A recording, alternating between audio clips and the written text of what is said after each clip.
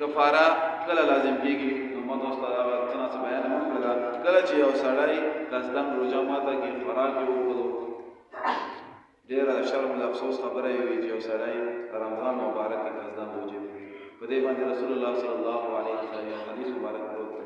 رسول الله صلی الله علیه وسلم فرمایي کله چې یو سړی قصدن روژه ماته کړي ویې خوري، هغه سړی که وروسته ټول عمر روژې ونیسي، ورځ شپېته ورځې روژه خو کفاره خو هسې هم نسی، په دا باندې مطمئن نشي چې یاره ما شپېته ورځې روژه ونیوله بس ما خو توره وکړله.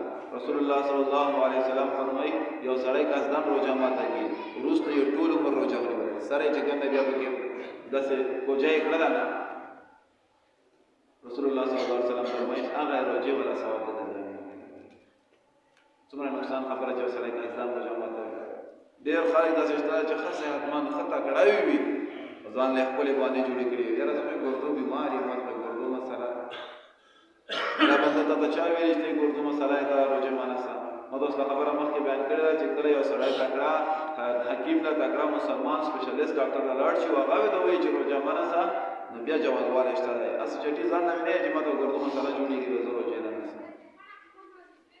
دغه شان یو سړي دوايي استعمال کړله بغیر د شرعي عذر نه، څه عذر ورته نشته او دارو یې وڅښل، که دارو یې وڅښل په باندې هم روژه ماتېږي. خوراک وڅښل غواړي یو حکم دی. همدغه شان دی د جماع حکم دی. یو سړی د خپلې بیبي نه خفه ده چې روژه ده او بس هسې چټي لیونی شول او ویې ویل چې راځه خپل ضرورت خپل خواهش پوره کول، نو په دې باندې یې روژه خرابېږي او په ده باندې شپېته روژې لازم شولې. یو سړی چې کوم دی باران ورېږي او باران دی خوله کولاو کړی ده، باران څاڅکي پکې راټولېږي، وي بعضې کمک کړو بسې چې راشي نه باران داسې خبره نه خوله ته ویده کړي، همدا باندې روژه خرابېږي.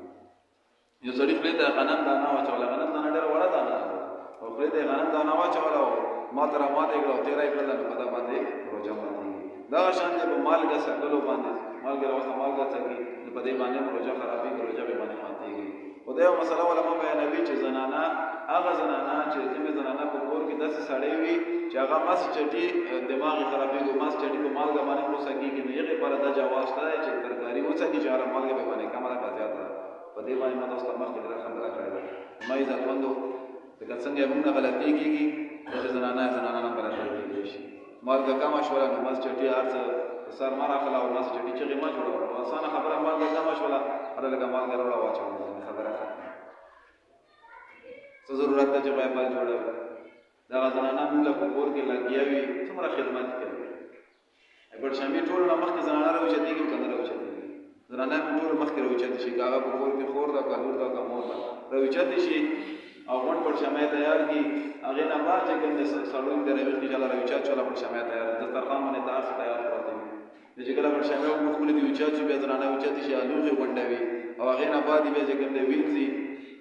بیا چې کله مثال د ماشومان په کور کې یو بله بیا صبحي چای تیاروه، بیا یو بله غرمې ټیکالې تیاروه او بیا چې کله مازدیګر شي مازدیګر نه بیا لګیا شي موږ له ټیکالې تیاروي، کارونه را لګوي، خدمتونه را لګوي، نو که څه قسمه غلطۍ ترې نه پکې وشولو غوسه نه راکوي. بس لنډه خبره ده، ګان سړی خپل دا سوچ وکړي چې یاره ما لور چېرته واده شوي وي او په هغې باندې څوک ظلم کوي، ما لکه څنګه ظلم راځي، ما لکه څنګه تکلیف راځي. یا ما خور چې کوم دی یو کور کې واده شوې ده او هغه ته چې کوم دی خاوند په وړه وړه خبره باندې غوسه کېږي، وهي یې ما لکه څومره سخت تکلیف راته رسېږي، څومره یې خفه کېږي. نو دغسې دا کومه زنانۍ مونږ په کور کې دا مې چا خور ده چا لور ده، نو مس چټي غوسېدنې کول پکار، ډېر په مینه محبت باندې وخت تېرول پکار دي او د کور په کارونو کې کوشش دا کوو. دی رسول الله صلی الله علیه وسلم سنت عمل ده، په دې باندې هېڅ قسمه شرم محسوسول نه دي پکار. په کور کې روژه ماتي په ټیم کې کوم واړه واړه کارونه وي کولی شي، پکار ده چې ویې کړي او په دا نیت یې کوه چې د نبي علیه السلام سنت عمل دی. په دې باندې خوشحالۍ که فخر په باندې محسوسوه چې زه په کور کې کار کوم د نبي علیه السلام سنت عمل دی. دې باندې پوره شوی دی. دا مسلې هم ضروري دي. دا یو اخري یو څو مسلې بیانوم، بیا یو بله سوال جواب دی هغې ته بیانوم بیا انشاءالله.